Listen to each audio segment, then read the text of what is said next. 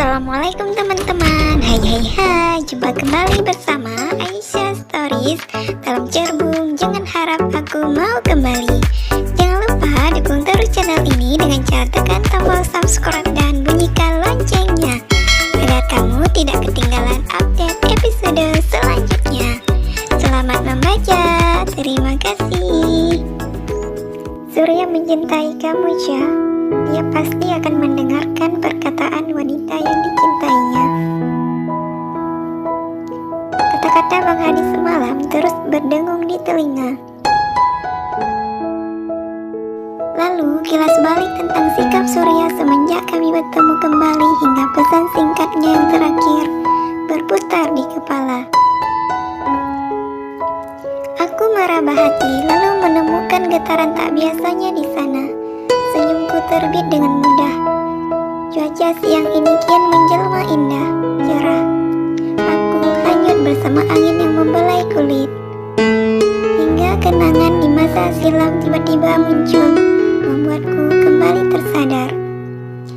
Syarifah, maaf, karena aku sudah melibatkanmu untuk memenangkan taruhan ini. Kedepannya kita akan tetap berteman baik, tapi untuk hubungan yang lebih serius, aku sebenarnya sudah punya cewek sendiri. Kalimat tak berperasaan yang Surya ucapkan dulu mengaum kembali. Lalu aku seperti terlempar ke masa itu. Masa di mana Surya memberitahuku bahwa hubungan kami baginya hanya sebagai ajang taruhan saja. Demi mendapatkan sejumlah uang dan pengakuan dari teman-temannya, pria itu menjadikanku alat untuk bisa menang. Jahat, impulsif, aku mengepal sangat kuat. Kedua mata terasa panas, aku tak akan menangis. Jahat, emangnya siapa yang Kak Asya maksudkan jahat? Sayuran itu. Aku terkesiap. Sahara menatapku aneh. Gadis itu sedang mengiris ikan yang baru saja digoreng. Sedang di hadapanku setumpuk sayuran untuk membuat sayur plik tersedia. Aku baru merajangnya sebagian. Memangnya barusan kakak bilang begitu? Tanyaku malas tanpa menoleh ke arahnya. Terdengar Sahara berdeci. Lalu gadis itu kembali fokus pada kegiatannya. Entah mengapa hari ini aku lebih sering mengecek gawai. Benda pipi itu sejenak-sejenak ku buka kunci layarnya. Aku menghela nafas kasar saat melihat akun Surya online 20 menit yang lalu. Aku cuma melihat saja, bukan berarti mengharap ia akan mengirimiku pesan atau menelpon. Tapi sebenarnya apa yang Surya lakukan? Kenapa ia tidak menghubungiku hari ini? Apa ia sedang sibuk-sibuknya dengan si Tasya itu? Ya, bukan berarti aku cemburu. Tapi apa susahnya sih kirim satu pesan? Malam semakin menanjak larut. Namun, Uwais belum juga siap terlelap. Bayi itu baru saja diam setelah hampir 1 jam merengek-rengek. Beruntung ada emak yang paling mahir dalam menenangkan bayi gembulku. Jika tidak, mungkin aku akan menangis bersamanya. Hampir saja mata terpejam saat getaran panggilan masuk dan mengagetkanku. Sambil menahan kantuk yang terasa berat, aku meraba gawai. Surya, dia menghubungiku selarut ini. Aku mengelum senyum. Assalamualaikum. Waalaikumsalam, Syah. Suaramu parau banget. Apakah panggilanku telah mengganggu tidur nyenyakmu? Kini aku telah bersandar di kepala tempat tidur. Kantuk yang tadinya menyerang kini hilang entah kemana. Aku tidak mengerti mengapa sesemangat ini menerima panggilan dari Surya sekarang. Padahal seharusnya aku marah saja karena ia telah berani menggangguku selarut ini. Syah, kamu tidur lagi ya? Maaf, aku sudah ganggu tidur kamu. Ya udah, aku tutup ya. Aku cuma mau dengar suaramu aja. Selamat melanjutkan tidur, Syarifah. Assalamualaikum. Aku hanya bisa menganga. Surya mematikan sambungan tanpa memberiku kesempatan untuk menanggapi ucapannya. Sikapnya yang semena-mena itu sukses membuat hatiku panas. Celakanya, mata ini masih belum bisa terpejam hingga azan subuh berkumandang. Aku cuma mau dengar suaramu saja. Maksud dia apa sih? Tanpa sengaja aku bicara sendiri. Kantor, mobil Surya belum terparkir di tempat biasanya. Padahal biasanya ia sudah datang di jam seperti ini. Aku menepis pikiran tentangnya, termasuk kalimat terakhirnya semalam, lalu melangkah cepat menuju ruangan. Bu Hana langsung menghentikanku begitu tatapan kami bertemu. Syarifah, kamu ditunggu sama Pak Surya di ruangannya sekarang, ujar Bu Hana ketus. Namun anehnya aku malah mengangguk dengan antusias. Jadi sebenarnya ia sudah tiba di kantor. Aku mengulum senyum. Surya mencintai kamu, Syah. Aku menggeleng cepat kala kalimat itu kembali muncul di kepala. Surya yang memang sedang menungguku di kursi kebesarnya mengergin seketika. Kenapa, Syah? Kenapa kamu sampai geleng kepala begitu? Kamu tidak tahan melihat pesona wajah tampanku ini? Kangen setelah 1 hari tidak berjumpa, ya kan? Aku tersekesiap, lalu buru-buru merubah wajah sumringah menjadi datar kembali. Mengempal kedua tangan di samping, aku mantap menghadap ke mejanya. Aku harus mengetahui alasan Surya memecat Bang Hadi kemarin.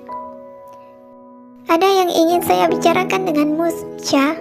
Tapi kalau kamu ingin bertanya perihal pemecatan Hadi, kamu bisa tanyakan sekarang. 5 menit cukup kan? Pupilku terasa membesar. Bagaimana bisa Surya membaca isi pikiranku? Lelaki itu lebih berbahaya dari yang aku pikirkan. Tapi, apa yang berubah dengannya?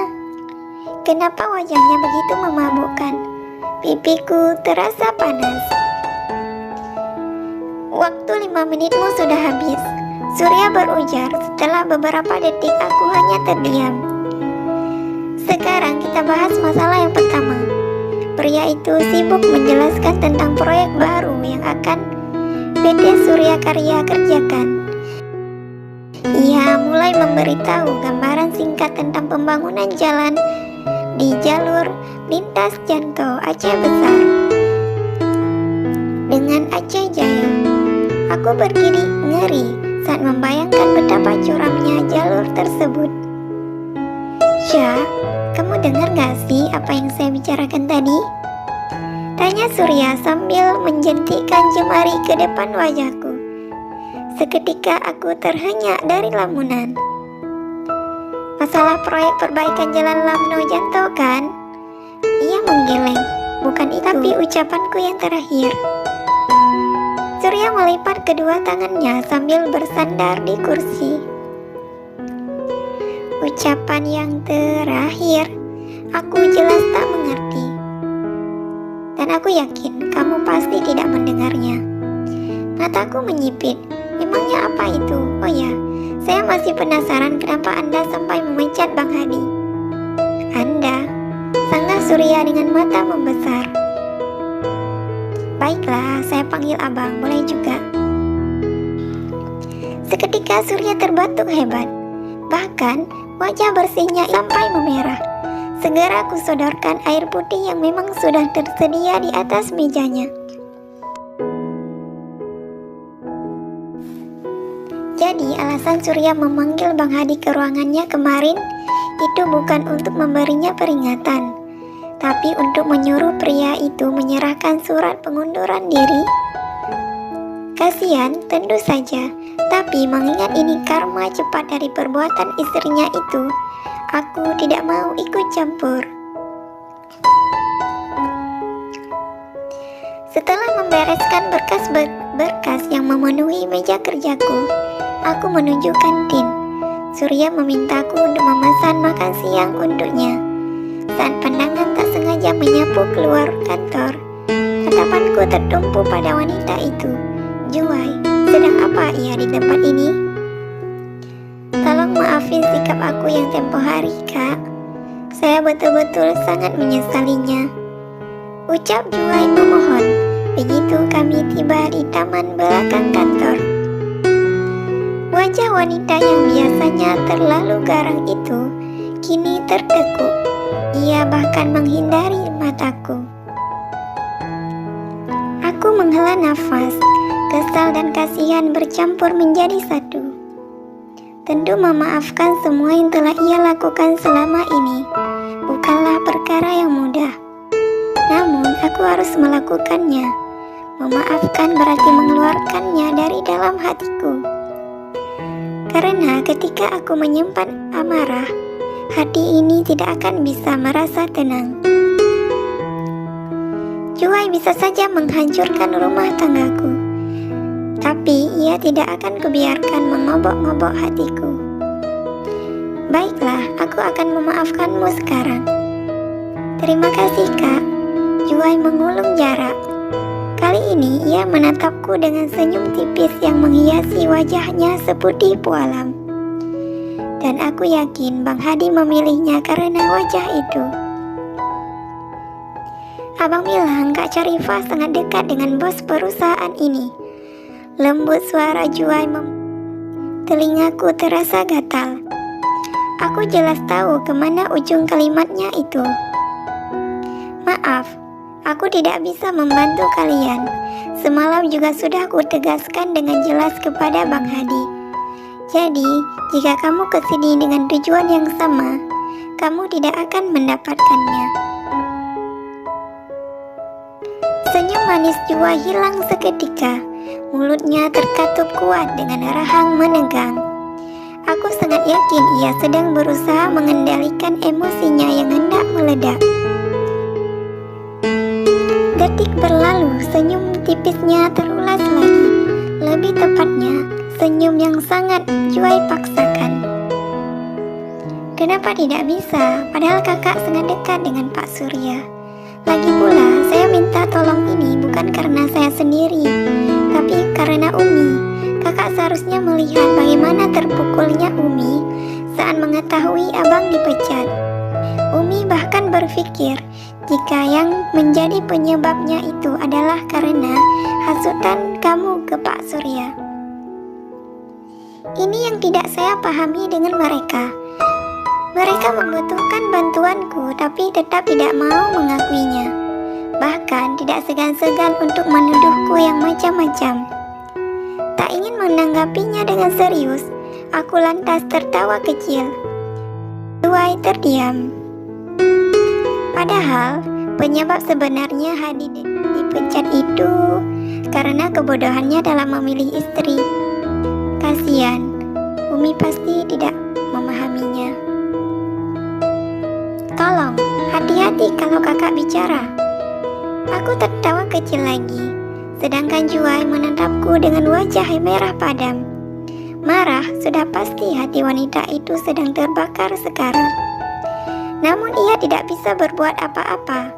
Seorang satpam yang sedang istirahat tak jauh dari tempat kami sedang memandang ke sini. Kalau begitu, tolong sampaikan kepada Umi bahwa aku tidak mau ikut campur dengan apapun yang berhubungan dengan kalian ataupun dengan Hadi, termasuk hasutan dan fitnah dari orang-orang terdekatnya. Aku sudah cukup bahagia sekarang. Kamu mengerti kan? Juwai mengepal tangan dengan kuat. Usai berucap, aku melangkah pergi. Wanita itu memekik di belakang. Aku tahu hatinya pasti sedang terbakar sekarang. Terima kasih sudah menontonnya sampai akhir. Sampai berjumpa di episode berikutnya ya. Assalamualaikum.